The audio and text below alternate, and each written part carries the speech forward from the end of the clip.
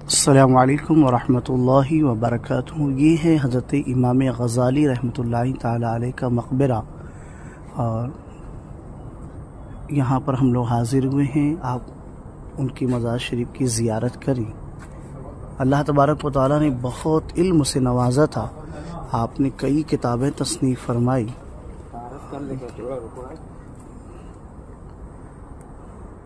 السلام علیکم ورحمۃ اللہ وبرکاتہ۔